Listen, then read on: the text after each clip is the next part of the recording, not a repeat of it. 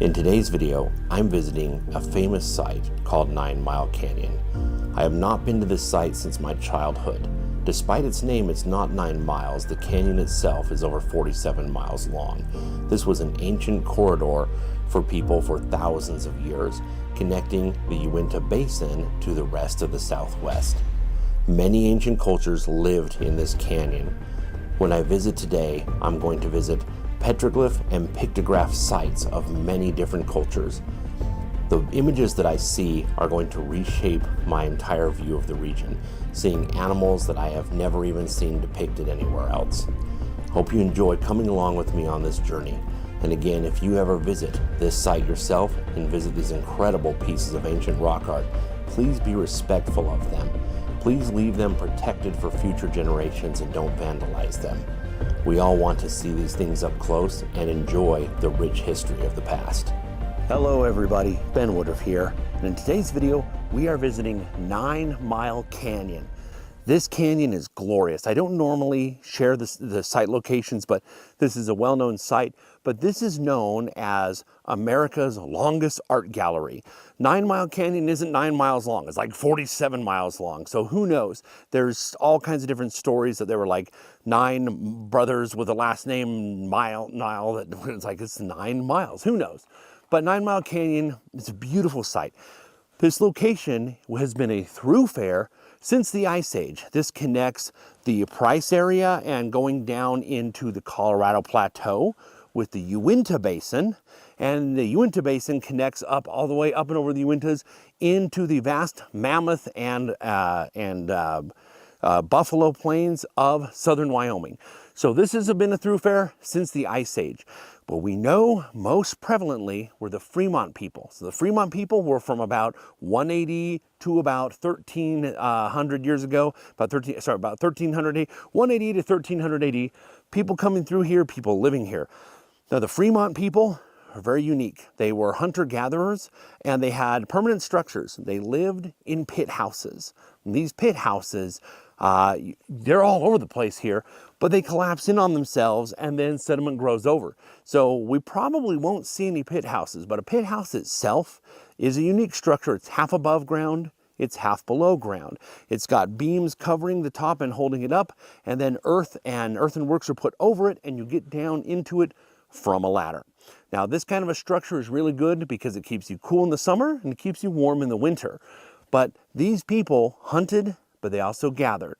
And when they also began to do agriculture, corn from all the way up in Mexico was brought up and shared, and the idea of agriculture. Some of these big areas on the sides here that are now filled with sagebrush were clear cut, and they were cornfields. And this corn was stored in granaries up in the mesa tops. Now these granaries are not as elaborate as those of Puebloans. We're gonna see if we can find any. Some of these structures here, some of the adobe structures still exist. We might not see any, but we're gonna try to. We're gonna use drones and see if we can scope some of these out. But mostly what we're here to see is the petroglyphs and the pictographs. This canyon is filled with some of the most incredible art panels. And again, these are dating back to about 180 to, maybe, 500, 600, 800 AD, 1000 AD, and then they kind of tank off. And then when time shifted, later on, the Utes came in. So those are the two main cultures we see art from. The Fremont people and later on, the Ute people.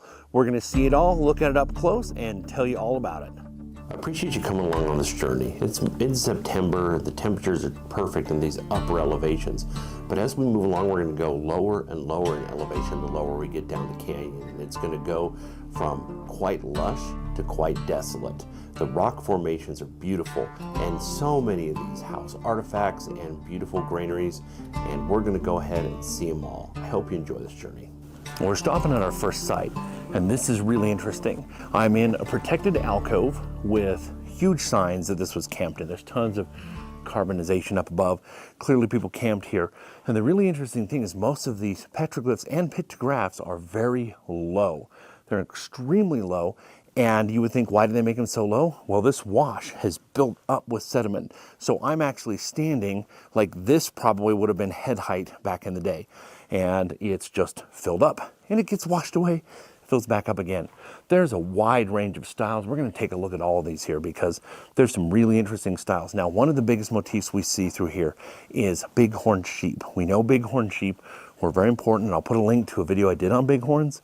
We know they were iconic not only for hunting, but even more, maybe some sort of totemic importance. We're not sure, but we know that we find them at every Fremont site. There's always bighorn sheep, but what we don't always find is bighorns that were consumed at the Fremont actual archaeological digs. We don't very often find Fremont bones. We find that there was a reverential view of them, but we don't see a lot of the actual physical remains of the bighorns. So we're going to take a look at all these. And again, remember, petroglyphs versus pictographs. Petroglyphs are pecked into the stone. Pictographs are painted. Pictographs do not last as well. They're usually made with earth pigments mixed with hide glue. That's why they last as long as they do, but they fade. And we're going to see some streaks as well in a second where they're starting to fade. So this first one right here we're seeing, this is painted, and this appears to be a humanoid figure. These trapezoidal figures are really common in the Southwest. You can see he's actually got his hand holding up there, but it's faded. There's other images here as well, lines and dots, and people in historic times have also left their mark as well. But there's what seems to be much older imagery here, right down here, and these dots, these lines. These are often, people interpret these kind of things as being a calendar, but we don't know. Why would you take the effort to make that? And also down lower here, you can see, and again, these might be as far back as basket maker, archaic. These are very old and the patina has repatinated over. But if you look really closely, you can see there's yellow ochre here and there's red ochre here, painted on. It's very faint. Again, right here as well, there's more painted pictographs. Now this entire panel down here, you can see the red is painted on. We can't see anything left of what that is. Some other figures, some humanoid figures. Here's what's really fascinating about this. Take a look at this. It's carved, but if you look closely, it was painted over. This was red. This was red, and this had yellow. This has been painted over, and the painted pigments are now mostly gone. This also looks to be with a natural formation of the rock, but this looks like this was painted with earth pigments. Again, much older. Down lower, this is an animal figure. This looks like another bighorn, very faint. And again, more of a painted panel. There's more red here. Most of this is gone. You can see again right here the zigzag. This looks like another humanoid figure here. But again, this is very old and very, very worn down. Coming along further, an animal figure here.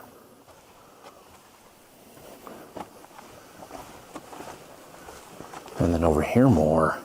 Here are some classic Fremont bighorns. It's a bunch of them. Take a look at these. Absolutely beautiful, breathtaking. Very long horns.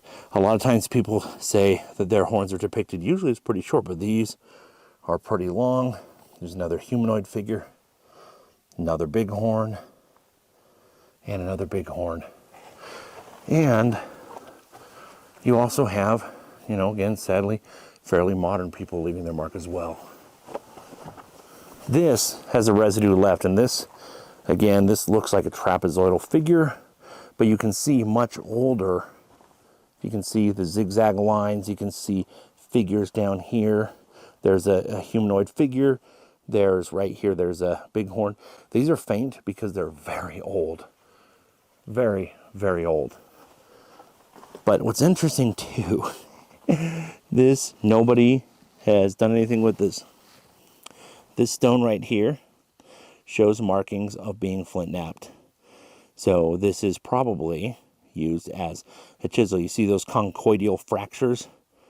They're very distinct. This was knapped, this was flaked.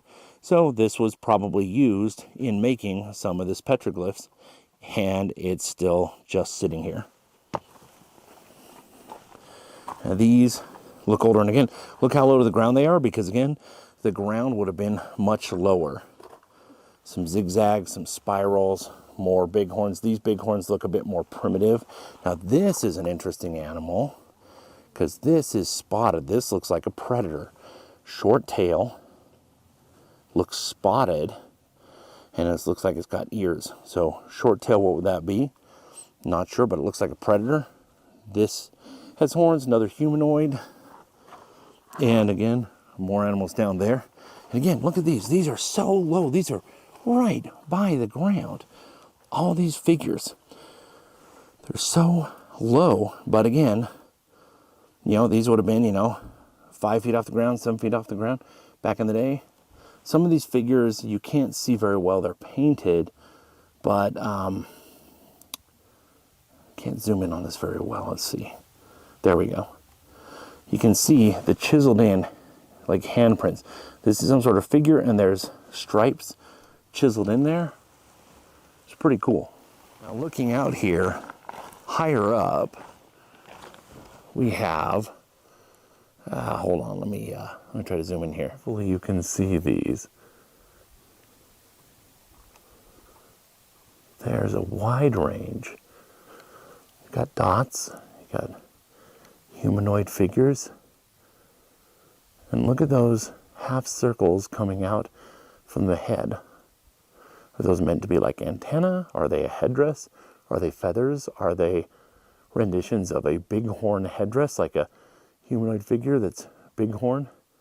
Again, lots of animal figures up here. So at this first site, the real fascinating thing is that there are images that date back all the way to the Archaic period. Again, this canyon is mostly known for the Fremont, but going back so much further, and to find as many pictographs painted at the first site, this is pretty exciting. It's just going to get better from here. We're going to see really some exquisite and truly ecstatic sights. So let's go ahead and take a look.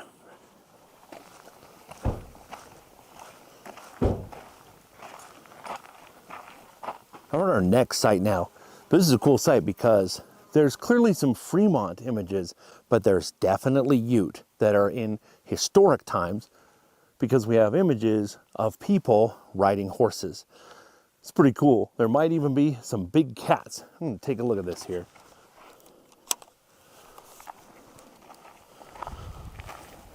So, very clearly have people riding horses.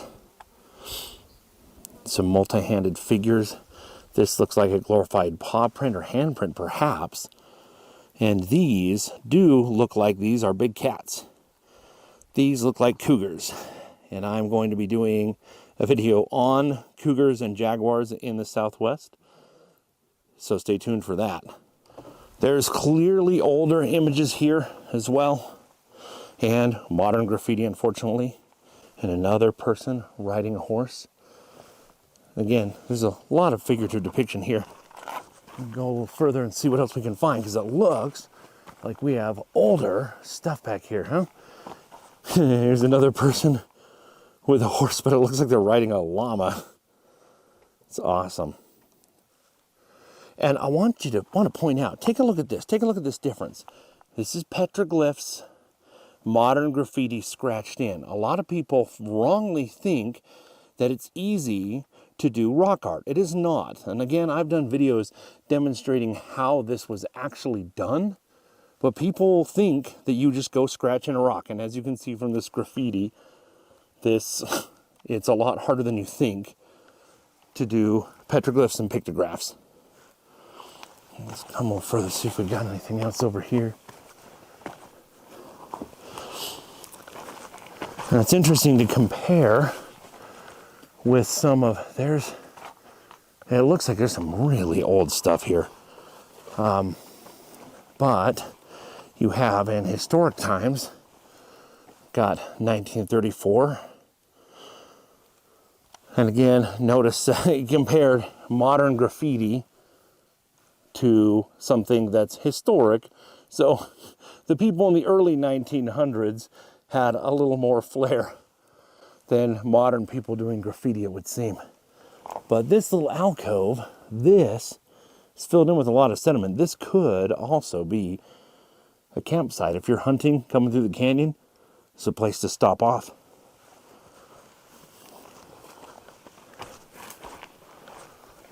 And that looks like that's the bulk of it. There's a few other little images. But again, this entire canyon is just filled with rock art everywhere. But we're just going to mostly target the big panels to see. So let's go further. And let's get going.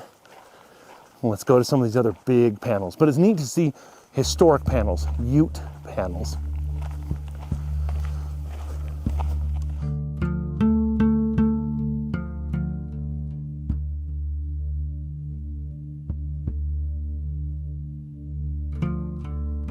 Okay, now we're at our next site, and this has got some interesting stuff here. It looks like another cougar with like big old long ears. And let's take a look at this. Okay, I'm gonna switch on the camera here. Good heavens to Betsy. There's a lot of really interesting things here that I want to do separate videos on. First of all, here's yet another seemingly a cougar. There's another animal there next to it, but that looks like a cougar, but with those same, I'll tell you what. So what I really think, there is a motif that we've seen so far today at every site, and that is spirals coming out of a head. Now, I don't know if that represents bighorns or if it represents something else, but there's kind of like half circles coming off of the head of humanoid figures. This looks like a cougar with the exact same thing. There's also a horned serpent. The horned serpent is a common motif in the Southwest. I'm going to do a video specifically on the horned serpent, but there is a big freaking horned serpent going along this whole thing. So let's take a look at these. So again, looking at this, there's this cougar looking thing that looks like it has like horns or a headdress. Here's this other animal figure here. And then we have this horned serpent. This big old longhorned serpent. There's other animals. It looks like probably bighorn sheep. Looks like bighorns from here. Other spirals. A lot of dots. Could be a calendar. A lot of people like to attribute this to being a calendar, but you never know. Humans like concentric patterns. But this looks like the infamous horned serpent of the Southwest. It's pretty cool. Now, there's a little bit of buildup here, and I don't know if this is from an ancient road, like a couple hundred years. But this has clearly been stacked in, man-made. So I don't know if this is ancient or this is more modern, if it's just meant to try to kind of be a water containment, keep the water from washing out this area. That's a cool sight. Okay, let's keep going.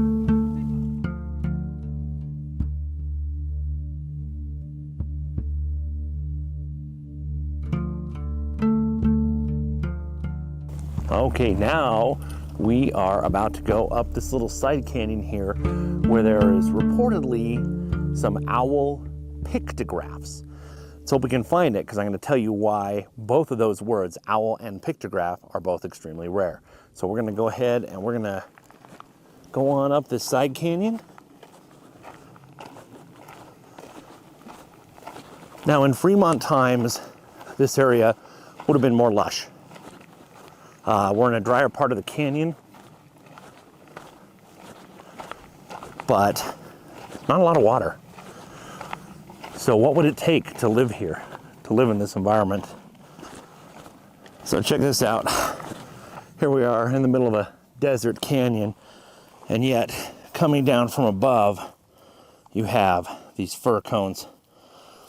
So this is a sign that in higher elevations, right up above, you have areas that are conducive to squirrels. You're going to have pine trees with pine nuts. And that's all coming down this wash right here. Almost to the side. Looks like there's a little bit of a fence. And there's some petroglyphs up there. And we got some up ahead here. We're just going to go ahead and get up there and check them out. Okay, well, we're at the site, but taking a look here, there are some strange animals on this panel. So there's your standard humanoid figures. And there's a lot of stuff here that's kind of worn down. But there's what looks like a cat. Again, long tail, so it's not a bobcat. And you look at the toes on this, and again, this seems to be another cougar. I'll go months or even years without seeing petroglyphs that seem to be cougars. And we've seen 3 or 4 on this trip already, so this was on their minds. Seems like cougar-rich habitat. But what is this? What on earth is this? If I'm looking at this right, it looks like the head's up front. It's got a long tail and back. A long tail, not like a buffalo. Now, there's a possibility that this could be a turtle, but there's no turtles anywhere near here. There's no turtles or tortoises anywhere near here. But you know what this looks like to me? This looks like a glyptodon. It looks like a stinking glyptodon, which, remember, the armadillo family that lived here during the Ice Age and is believed to become extinct around 10,000 years ago. Is it possible that there were some still hanging on? You know, probably not, but I'm a strong advocate that in paleontology, I'm going to turn this around, let me talk to the camera here.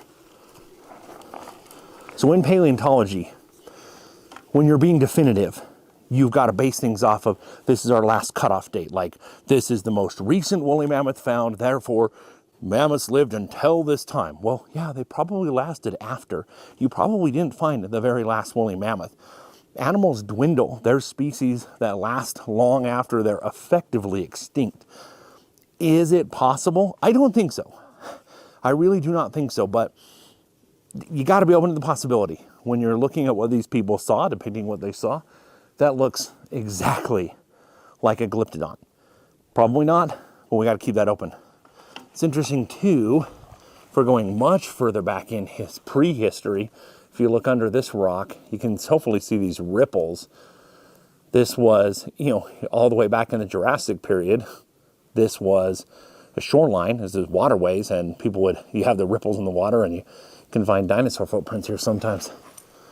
But let's come on over here. You have a few big horns, and then you have this. You have some really remarkable things here. You got this owl, which I'll tell you why that's significant in a minute. You've got another owl here.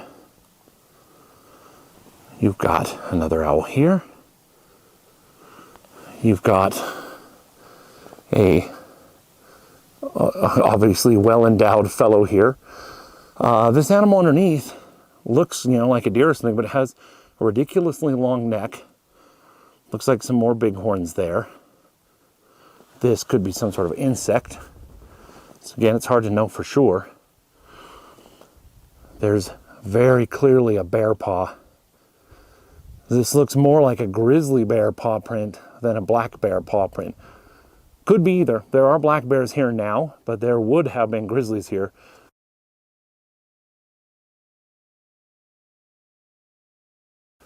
Back in the day. This also looks like a male and female figure. It's kind of interesting. Another bighorn sheep. Handprint. I'm not going to touch it, but by comparison, get an idea there. It's pretty close to actual size. That may be the actual print of whoever did that. And there's some more bighorns down here. And even more over here. Some of these look a lot older. That looks really old.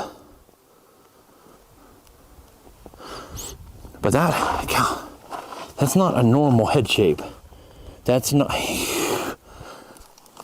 You guys are gonna crucify me for this. We had 14 different species of antelope in America during the Ice Age. And they did not go extinct at the end of the Ice Age. Of course, you still have pronghorn antelope alive today. But we had many species of antelope that lasted until, a few thousand years ago, that had long, straight horns and a wide range of horns. I'm throwing this out there. That really does look a lot more like even a saiga antelope. We had saiga antelope here. I gotta say, I'll see if I have the picture of it. I have a friend in Tooele, Utah, who found a rock that has what looks exactly like a saiga antelope on it. Exactly like a saiga. And we had saiga antelope here during the Ice Age. This looks like it too. It's got the same kind of proboscis face stretched out and the same exact shaped horns. Probably not, I mean, heck, that could just be like a spike elk, a first-year spike elk. It's probably what it is. Another big horn. Concentric spirals. But again, this owl, this is incredible.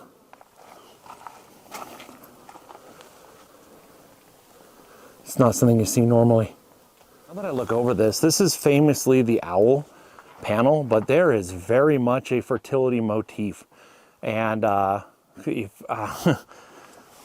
show this. So these are pecked in, but there is relief. This is very clearly, I don't know if you can see, this is very clearly the female anatomy chiseled out in ridiculously exquisite detail. And then here's a male figure here who's very excited. There's another female figure also where the female anatomy has been chiseled out in great depth. I've never seen anything like this anywhere. I mean, that's wild. I hope you can see just how deeply incised that is. So this is clearly something dealing with the concept of reproduction. Again, female anatomy, chiseled out in great detail, and male. It's interesting.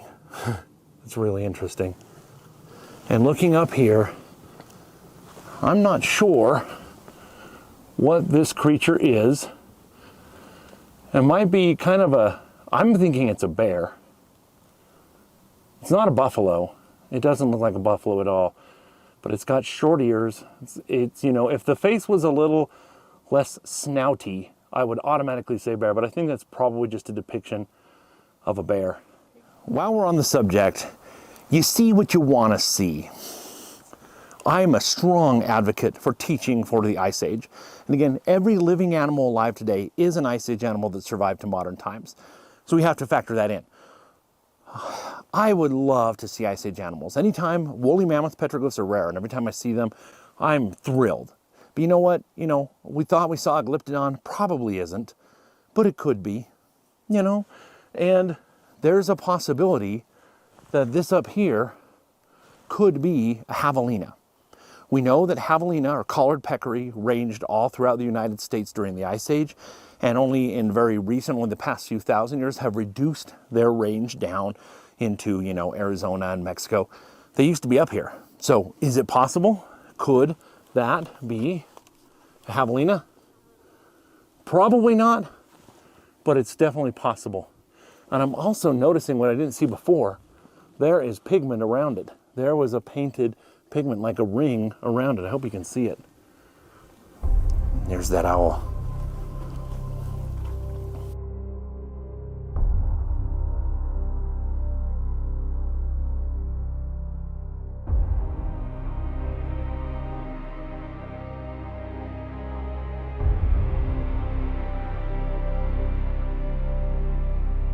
There's another image down deeper in here. Let's see if we can zoom in and see this. This is a figure riding an animal. But what is it? It's got to be a horse. One would assume as such. But you look at those other Ute panels we saw earlier. This doesn't look Ute. It looks older. But it could be. It could be. It could be a Ute image. But it's a humanoid figure riding something. So before we leave this site, a little word about owls. Owls are a controversial thing. Now remember, every tribe has their own traditions, and every clan within every tribe has their own traditions, and the traditions of a people can change over time. We see in modern tribes throughout the United States, parts of Canada, and especially most of the Southwest, owls have a connotation of being evil, dark. They're associated with dark magic. They're normally considered bad. But when we go back in time and we see archaeological sites from 1,000 years or older, we see a proliferation of owl artifacts. We see owl figurines, we see owl feathers. Now, one of the things in my channel, I talk a lot about trade of ideas and trade of goods from Mexico and Central America up northward.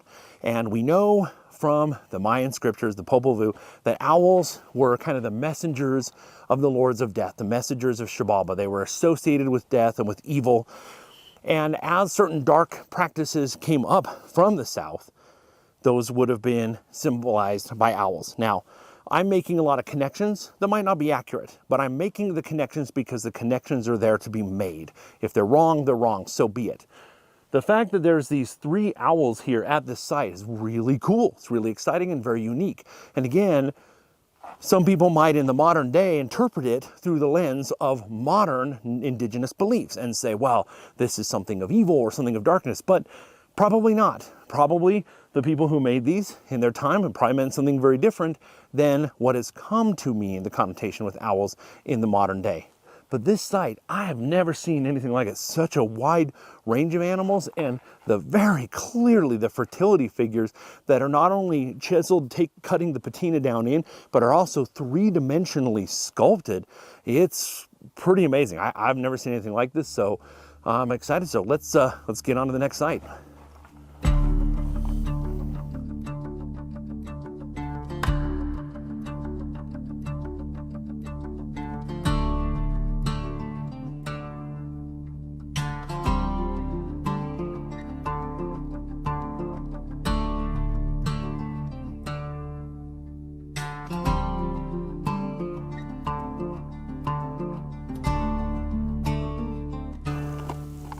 So going through this canyon, now we're getting lower and lower in elevation, so it's becoming increasingly arid.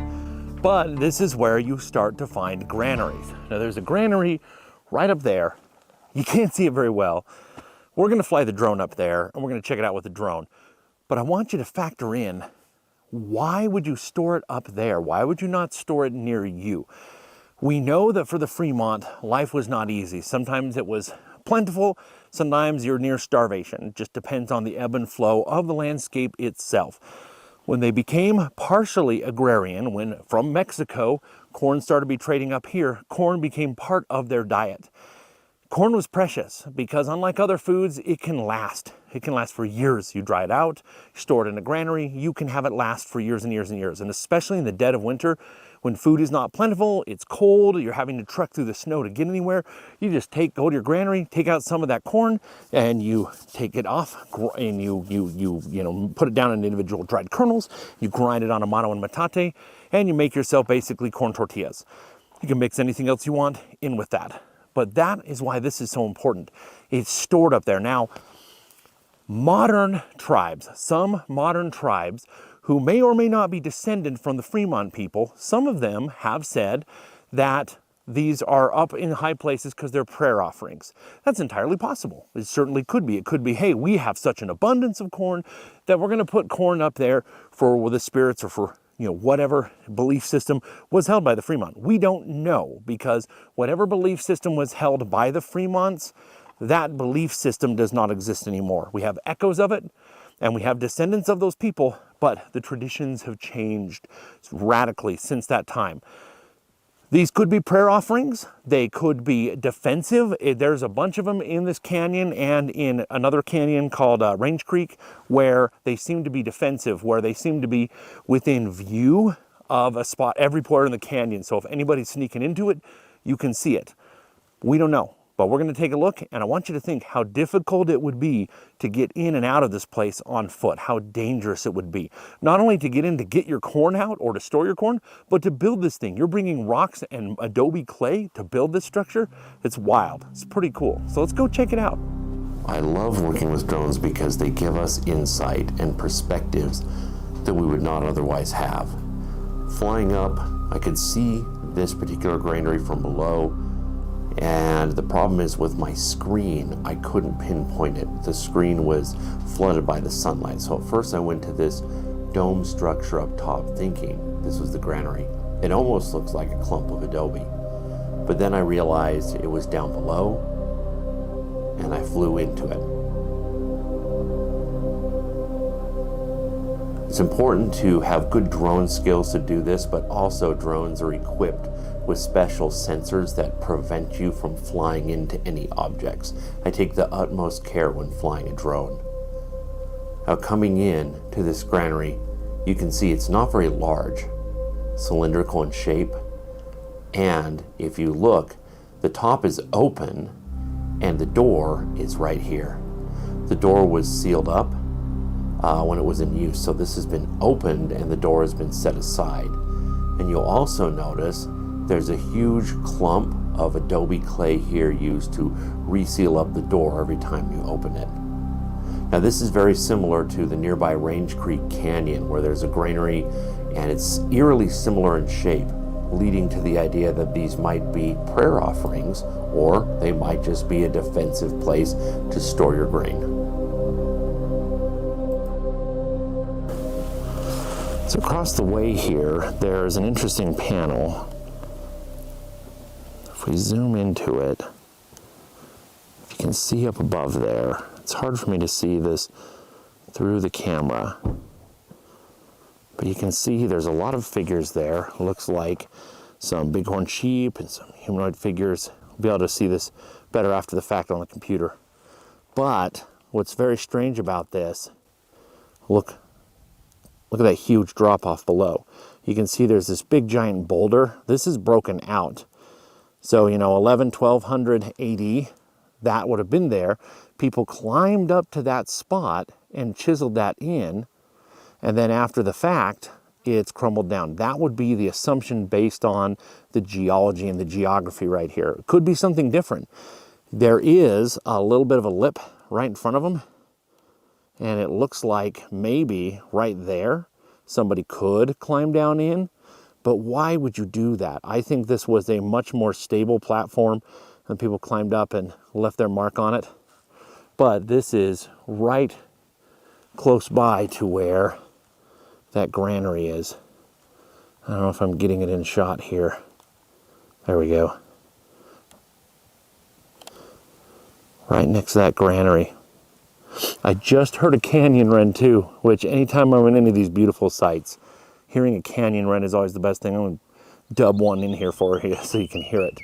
There's something I always find when I'm always at these beautiful ancient sites that I often hear canyon wrens making their call. It's beautiful. So check it out. From this old homestead, this old log cabin.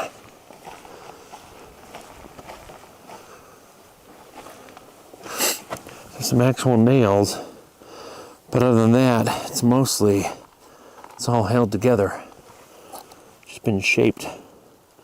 It's a classic. This would have had bits of mud daubed in between. So I wanted to stop by this old cabin, and the reason is, first of all, it's cool. It's kind of cool to see an old homestead like this. And this isn't that long ago. This is 150 years ago, maybe. Just not that long ago. People lived to be over 100. But here's the thing about this. I was thinking about this on the way out. The Fremont lived in pit houses. And pit houses were made out of what they had in their environment. They were made out of dirt, digging down into the dirt, and then building up, and then cutting down logs, and making beams all around. And that's what the Fremont lived in. In this very valley that we're looking at right now, there would have been pit houses here. They built with what we had, but it was the way of their people, so to speak. Like, if you think about it, hey, this is the easiest way to build with what we have in our environment. You compare that, teepees. You know, I have my teepee set up in my backyard.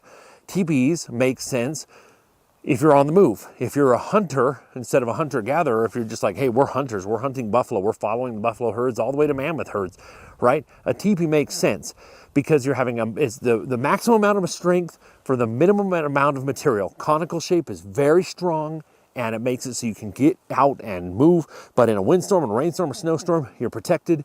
You can keep warmth inside, so it works. Well, I was thinking about this.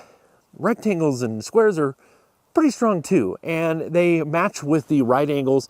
If you have trees and then you move them on a right angle and you cut them into these shapes, this makes sense. So really, the people of this area in the 1800s, this is kind of the home of their people, which is, going through this canyon, there's so much graffiti, but some of it is in the 1800s. So people from thousands of years ago up until the 1900s have been leaving their mark and leaving a date. And even though nowadays we don't like seeing that, we don't like seeing somebody say, James Tidwell was here, chiseled into the rock, 1882. We don't like that because we're like, oh, I kind of like the mystique and the beauty of just thinking it's this pristine wilderness and the Native Americans living in harmony with the land. We like that idea, but it is a human thing to leave a mark, good or bad. Chiseling on a rock, leaving a mark, The Utes, you could say the Utes were defacing the Fremont petroglyphs. They wrote over the top of those, but we don't, because we're like, it's all past. It's all people of this land. So it seems sensible. But seeing those names in the 1800s, it's like, it's kind of neat too. As long as it's not defacing the older stuff, that's kind of neat. This is falling apart. It's organic. This is no more than 120, 150 years old. The Fremont pit houses do the same thing. Water, snow, rain, and then the relentless bombardment of solar radiation just beating the crap out of this, just breaking down the organic material. And you cut a fresh log and it's nice, but then it starts to turn pale. Everything turns pale. Pigmented clothes, this black shirt, if you leave it out for a winter and a summer in the sun, it'll turn pale. It'll destroy all the pigments. Solar radiation breaks everything down eventually.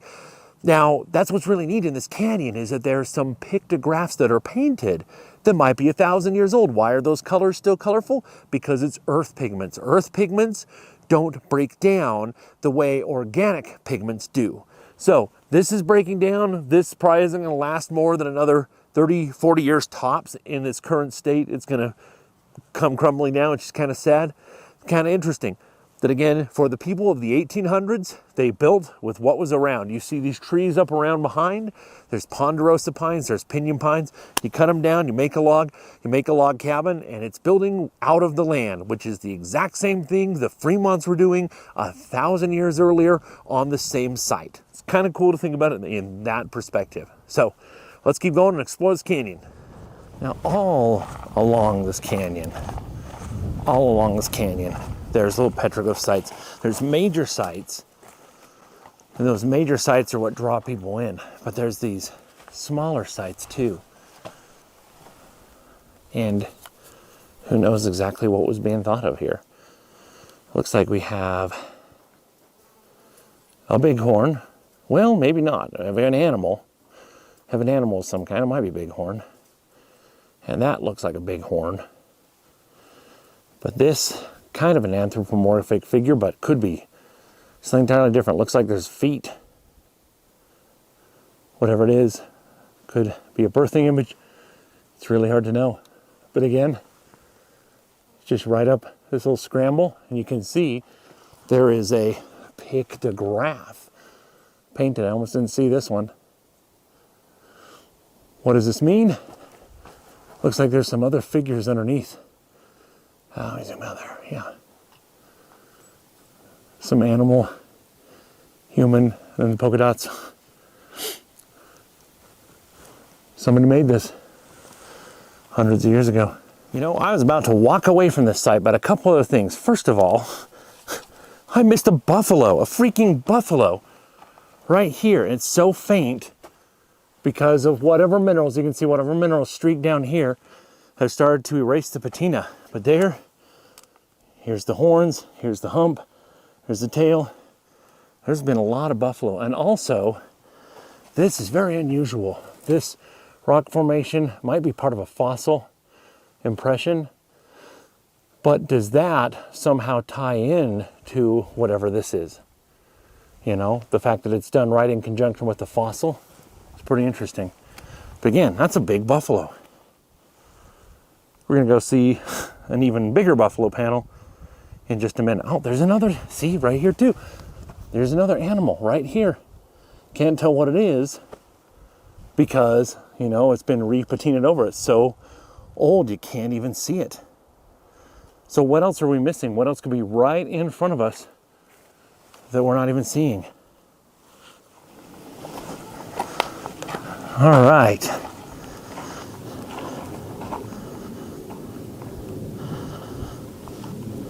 Now we're at the big buffalo panel. So this is the biggest buffalo panel in the region, maybe in Utah.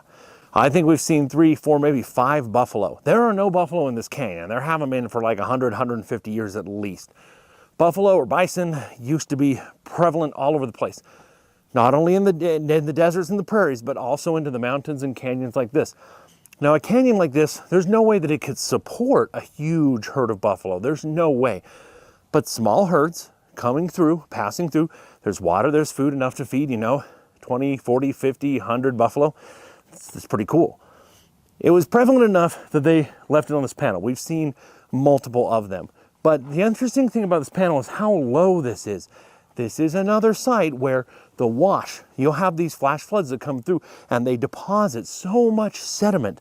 And when that builds up, you look over here and you're like, oh, there's stuff, and there's panels all the way down to the ground. There's glyphs even going below the ground. So again, we are probably 2 feet, maybe 3 feet above the ground level when most of these petroglyphs are made. But let's take a look at some of these at this site, because there's some interesting panels right here. But again, I think it's so cool that there's a buffalo here.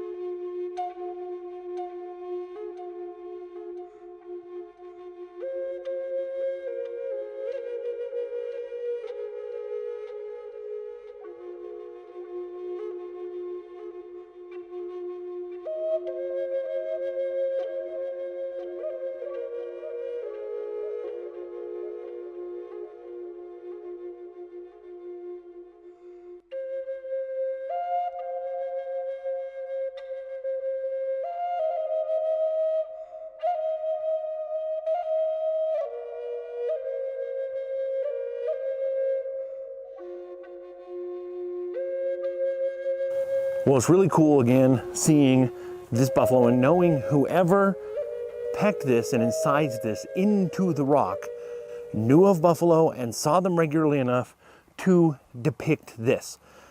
And again, an animal that no longer exists in this part of the state.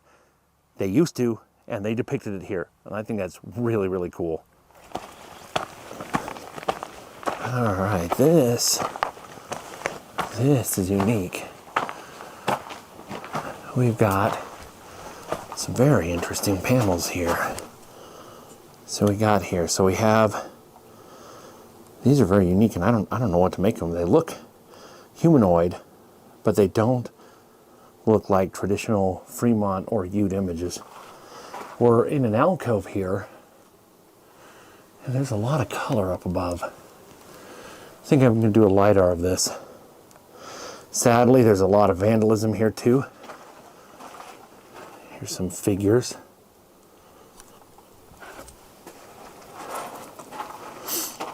Some more figures here. What's really interesting is over here, we've got a buffalo and another buffalo, and I think this is another cat. I think this right here, this long tail spinning out there, I think, yeah. See, there's a spiral coming up here, but this got cat ears. So I think this is probably another cougar. So some faint zigzags down here. And this, not sure. You see this image a lot up in northern Utah as well. Looks like there might be another buffalo down there too. That's kind of weird looking. Actually, that face looks a bit more like a mammoth, if I'm being honest. You can see kind of up here, kind of a trunk. It's got splayed out feet right down here. Probably isn't, but you can't help but wonder. But this, I actually think this is corn, because a lot of times this is kind of interpreted as a centipede, but if you look at it, you got the stalk goes up, and then you have 1, 2, 3, 4. I think this is corn. I think that's pretty likely corn. But again, I think this is a cougar. There's another human figure here and some more traditional bighorns over there. What's really interesting too is in these kind of environments, you see these little spots down here. These are ant lions. Ant lions are pretty crazy. The larval stage will be down in the ground there, and little bugs, little midges will come along, fall down in, and they kill them and eat them. It's what the Sarlacc in Star Wars is based off of, is these guys right here. It's pretty neat. There's a spider here.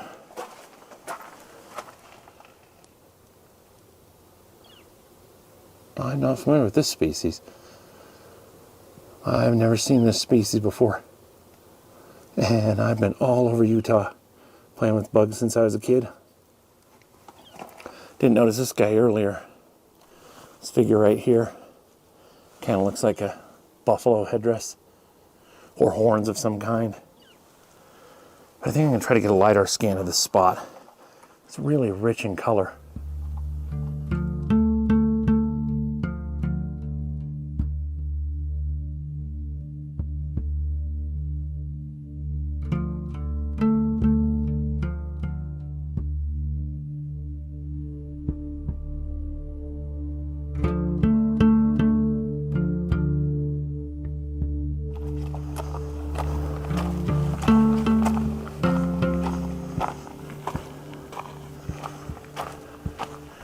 This site has a pretty sad story about it, and you're about to see it.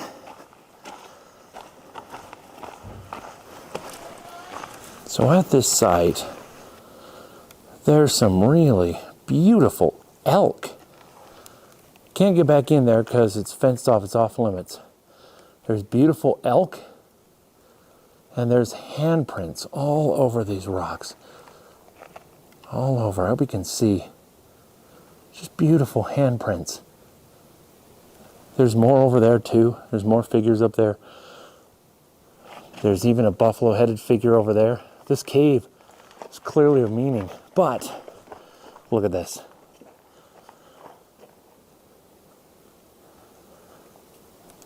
So this is a pictograph. It's painted, which is far more rare than a petroglyph. And the landowner back in the day decided to write, "This is private property, no trespassing." What a waste. Like, if you're going to do it, there's tons of open space on the rocks around here. The fact that you did it right over something so ancient and so beautiful, it's an absolute shame. So right behind me, hope you can see it. I can't see through my screen, But right back here, you have, again, this is a beautiful site. It's a beautiful cave. For thousands of years, people came here. They would camp here, stay here, and they did these beautiful petroglyphs and pictographic paintings. And a lot of them are of elk, which you never get to see anywhere.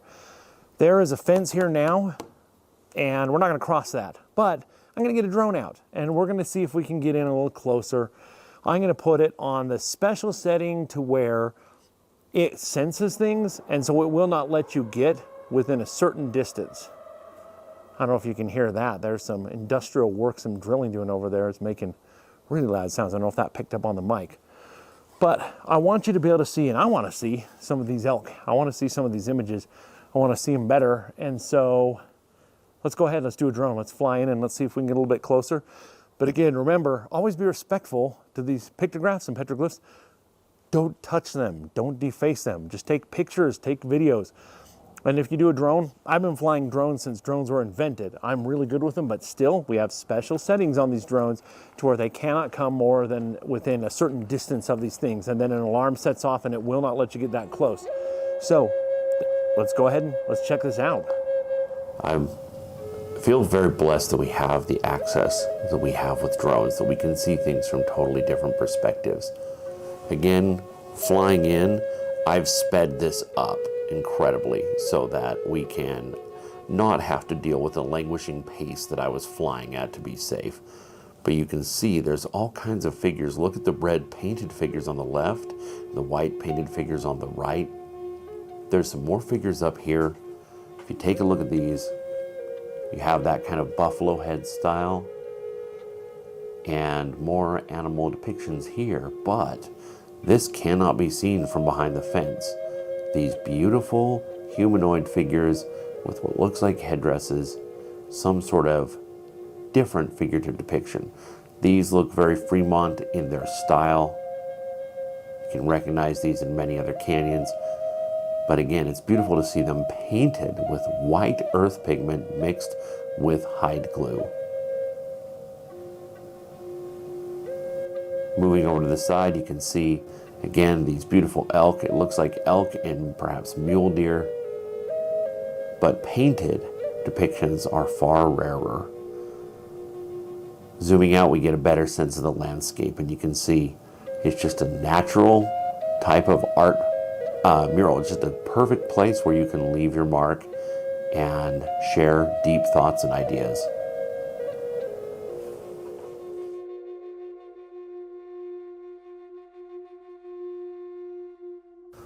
Okay, well now we are up here at the Great Hunt, or used to be called the Hunter panel, but I guess the signs now say the Great Hunt. This is an interesting panel, and it's beautiful. It's one of the most iconic panels in Utah. It's on all the brochures. You always see it, visit, the ancient sites of Utah. So it's very iconic and it's very beautiful. A couple interesting things about it.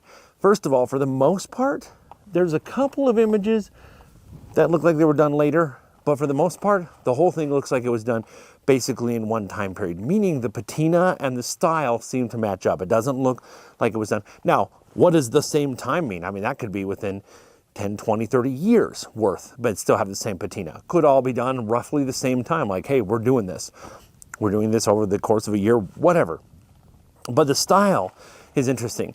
There's a couple of hunters. There's a big hunter and there's a small hunter. They're both using bows and arrows, which we know the people of this area use both atlatls and then started to transition more to bows and arrows. So it's interesting. Bows and arrows would suggest more recently. Almost everything on this panel is bighorn sheep. And if you watch my channel, you know bighorn sheep were a huge icon in the Southwest, both for the Fremont people, the ancestral Puebloan people, and even further back. For whatever reason, bighorns were on people's mind, and not just for hunting, although these people seem to be hunting them. Now, what does this rock mean? I don't know. Who knows? Only the people who made it know.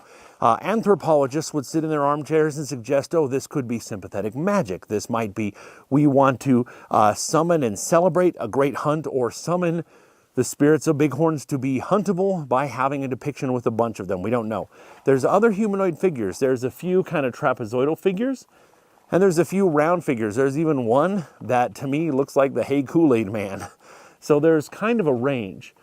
But we're going to take a look at this and we're just going to view it. I'm going to play some of my flute music. You know, I may complain Native American love flutes. I'm going to play that while that's going on. We're going to take a look at this beautiful panel.